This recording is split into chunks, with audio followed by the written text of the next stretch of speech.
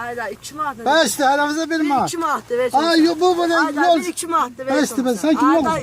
bir səfər 2 nəfər. Ver daha ver. Xırda varsa ver. Yoxdur, 5 manat. Ver xırdaları ver. Ha ver.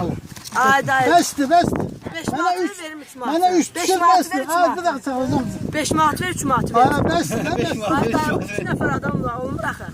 5 manat ver 3 manat verim sənə. Ver de ver. Gözəl abi. Sen kimle misin? Sən gələcəyin var Ha, bax. dəli. Ben bir şey demişim. Güzel olur ha. Ha, pulu aldı tuz şöyle verdi. Ha, tuz sarıgın ne oldu ha? Çok pay oğlu. Ha? Getir bir kutu. Versen. Ha. Aksan getirmemişsin onu. Yox ayda bulaq Ha? söyləyir. Kulak söyledi. Ya onsuz da acından alırdı.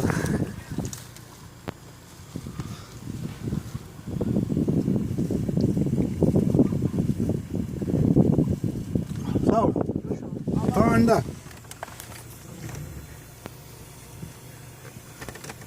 Sağ ol.